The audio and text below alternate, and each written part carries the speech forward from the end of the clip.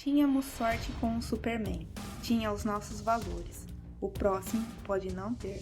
Amanda Waller.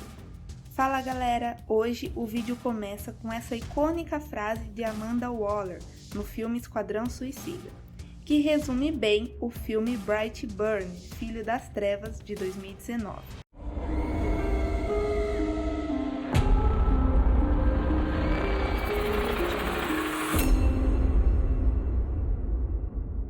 E se o Superman ou Super-Homem não fosse um herói, fosse um vilão e usasse seus poderes para acabar com quem o desagradasse de forma bem gore, ou seja, sanguinolenta?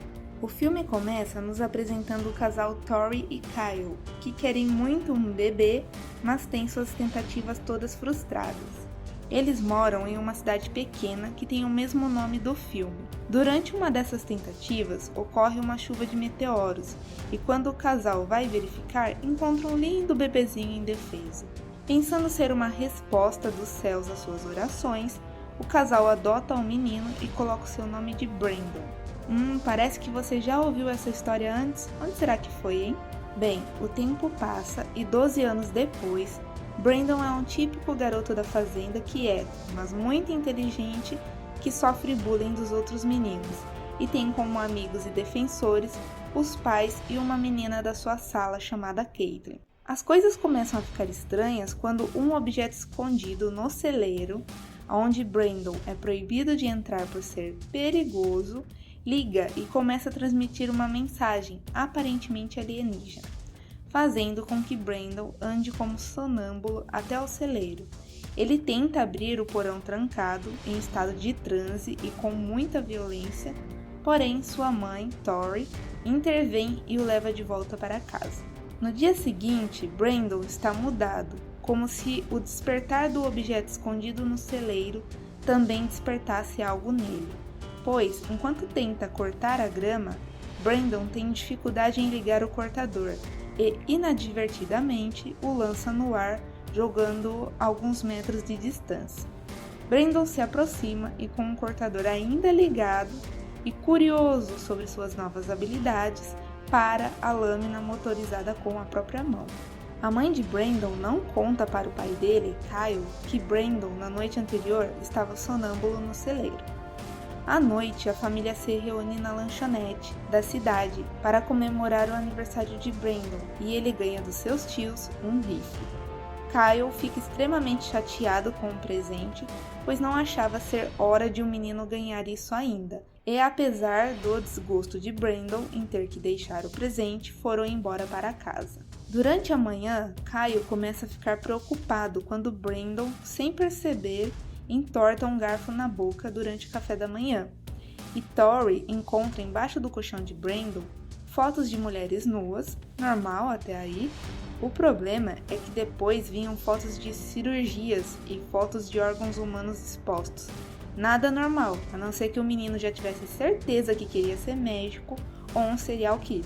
O casal fica preocupado, mas imagina que deve ser coisa da puberdade, então decidem acampar e Kyle aproveita a oportunidade para conversar sobre se tornar homem com Brandon. Durante a noite, Brandon deixa o acampamento e vai até a casa de Caitlin, a menina que foi legal com ele na escola, e de forma bem stalker começa a interferir nos aparelhos elétricos do quarto dela e a assusta na janela. Vendo que a menina não gostou muito da sua iniciativa de parecer romântico, Brandon volta para o acampamento, onde seus pais o estão procurando desesperados. Ele pede desculpas e diz que apenas foi usar uma tinta. Na escola, a mãe de Brandon conversa com a tia dele, Marilyn, que calha de ser a psicóloga da escola também, sobre se há algum problema com Brandon, e ela diz que não, que é a idade. Pelo amor de Deus, onde essa mulher conseguiu esse diploma? Durante a noite, Kyle ouve as galinhas agitadas, e achando que o lobo voltou, pega seu rifle e vai verificar. Mas ao invés de um lobo, ele encontra Brandon encarando as galinhas, como se as estivesse atormentando mentalmente. Caio pergunta o que Brandon faz ali e ele diz que nada e vai para casa. Novamente, durante a madrugada, Caio acorda com o som das galinhas desesperadas e quando chega no local, elas estão todas estraçalhadas de uma forma que nenhum lobo ou outro animal faria. Ele acorda Tori, mas a mesma não dá atenção para ele e acredita que foi o lobo. Brandon na escola participa de uma atividade na aula de atividade física chamada João Bobo, que nada mais é que uma atividade de confiança, em que você é jogado nos braços dos seus amigos e eles não podem te deixar cair. Porém, Caitlin, com medo e não confiando nada em Brandon, o deixa cair e ele bate a cabeça no chão. O professor a repreende e pede que ela o ajude a se levantar. De muito contragosto, Caitlin obedece o professor e Brandon simplesmente esmaga a mão dela. Não deu outra. Brandon foi suspenso e seus pais chamados na escola, assim como a mãe de Caitlin, que era a garçonete da lanchonete da cidade. A mãe de Caitlin fala coisas horríveis sobre a procedência duvidosa de Brandon e quem deveriam ser seus pais biológicos. E é claro que a mãe de Brandon não deixou barato e deu um cala-boca ligeirinho na mulher. Na mesma noite, novamente, o objeto do celeiro liga e começa a mandar mensagens para Brandon. E dessa vez Brandon traduz gentilmente a mensagem para nós, que quer dizer dominar, enquanto vai novamente para o celeiro. Tori na mesma hora está pesquisando sobre a chuva de meteoros que ocorreu no dia em que encontraram Brandon e ele finalmente consegue abrir o cadeado do galpão do celeiro e em transe parece que é completamente possuído pela mensagem do objeto estranho, que nos é revelado ser a nave que trouxe Brandon para a Terra. Então Tori corre até o celeiro quando vê uma luz vermelha estranha do lado de fora e ao chegar lá, vê Brandon flutuando em transe. Ao correr para pegá-lo, o transe acaba e Brandon cai, cortando a mão na nave e sangrando. Um fato inédito, já que o pai do garoto havia falado que ele nunca tinha se machucado ou ficado doente. Tori então vai acolher Brandon e decide finalmente contar toda a verdade para ele, que ele veio do espaço naquela nave, que era muito especial e que eles consideravam o menino como um presente dos deuses, porque não podiam ter filhos. Presente de grego, né? Só se for. Bem, Brandon fica muito chateado por nunca ter sabido a verdade e, bem ao estilo adolescente rebelde, decide começar a ser mau.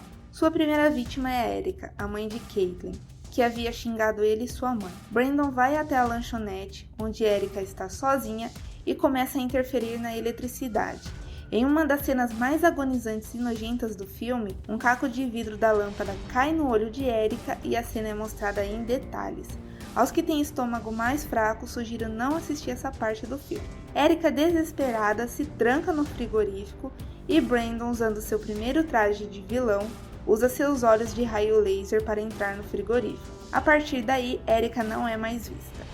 A polícia chega até o local tempos depois e dá Erica como desaparecida. Porém, o xerife nota um estranho símbolo desenhado várias vezes no vidro e decide colocar como evidência. A tia de Brandon, Marilyn, como psicóloga da escola, precisa conversar com ele e informar se genuinamente ele se sente arrependido de ter machucado Caitlin. Porém, o menino não colabora e ela explica para ele que terá que informar as autoridades sobre isso. Brandon pede para ela não fazer, mas nesse sentido ela é profissional. Enquanto o marido de Marilyn está no bar jogando sinuca com o pai de Brandon e outros amigos, o sistema de segurança da casa de Marilyn começa a avisá-la que há alguém do lado de fora da casa. E ao invés de chamar a polícia e trancar todas as portas, ela vai do lado de fora e fica brava porque o sensor não para de alertar. Por fim, alguém bate na porta e ela vai atender sem verificar antes quem é. Mas é Brandon, que foi pedir para ela não contar para os pais dele e a polícia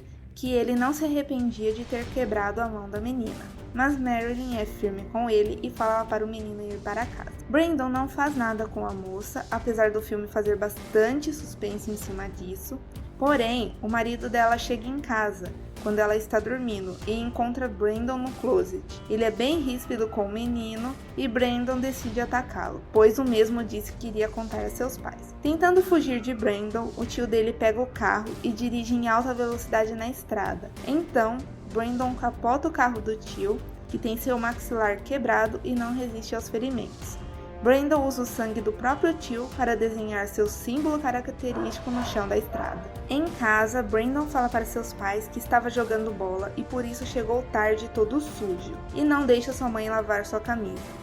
Pouco tempo depois, Marilyn liga para os pais de Brandon falando que seu marido tinha capotado o carro e não havia sobrevivido, e que a polícia tinha falado que foi um acidente por ele dirigir bêbado em alta velocidade. O pai de Brandon fica com a pulga atrás da orelha e, sem mais nem menos, começa a desconfiar do próprio filho, principalmente quando o menino não demonstra qualquer emoção ao receber a notícia do falecimento do tio. Dessa forma, enquanto o menino está no banho, seu pai vasculha o quarto e encontra atrás da cômoda a camiseta suja de sangue.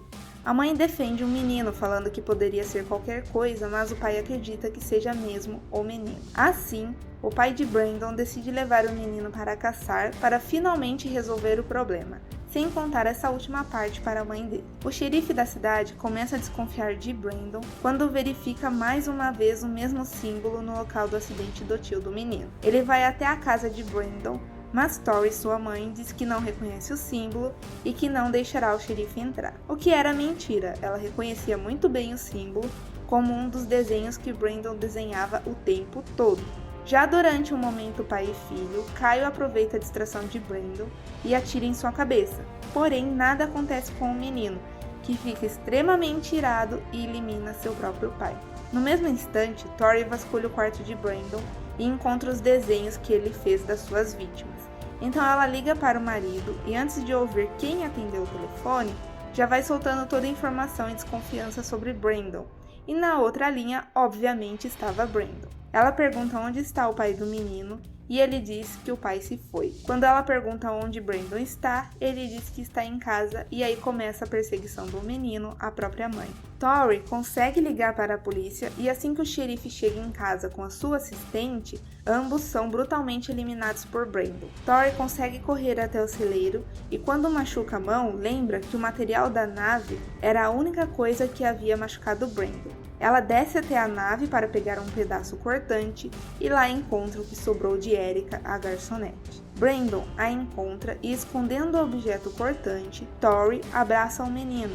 Ele diz que não faria mal a ele, que era a mãe dele, etc. Brandon até parece que se arrepende e demonstra realmente amar a sua mãe. Porém, na hora que ela vai finalizado, ele segura a mão dela e podemos ver a quebra de confiança refletida nos olhos dele. Então, Brandon leva sua mãe o mais alto que pode no céu e a solta. No mesmo instante, um avião se aproxima. A cena corta para a manhã seguinte, onde destroços do avião estão por toda parte na propriedade da família, e a polícia está investigando o acontecimento. Uma repórter narra a notícia ao fundo, falando que o avião caiu e matou todos que estavam a bordo, mais de 200 pessoas. E todos que estavam na propriedade, exceto Brandon. O filme acaba e vemos durante os créditos um youtuber de teoria da conspiração alertando seus seguidores sobre 3 seres que estavam causando desastres e apareciam nas imagens, mas que as autoridades não estavam levando a sério. Um deles era Brandon demolindo alguns prédios habitados usando seu traje de vilão, outro era um menino da China afundando barcos pesqueiros e diziam ser metade homem, metade peixe, tipo como se fosse um Aquaman do mal, e outra é uma menina, tida como bruxa, que estava enforcando vilas inteiras. Além de outros 3 que aparecem, mas o youtuber não fala sobre, mas que suas imagens lembram ao Flash e a um alienígena, que provavelmente são do mal também. Bom galera, tirando alguns furos e a ajudinha do roteiro, considero esse filme muito bom e bem trabalhado no quesito de e se os super-heróis não fossem bons. Obviamente Brandon era um psicopata, sociopata, etc. Mas um questionamento que o filme deixa bem escondido e que podemos fazer é: se você tivesse mais poderes que o restante das pessoas comuns, você seria totalmente bom? Ou usaria a seu favor para conseguir coisas que você quisesse? Fica aí o questionamento, galera, e não esqueçam de compartilhar o vídeo e seguir o canal. Valeu, é nóis!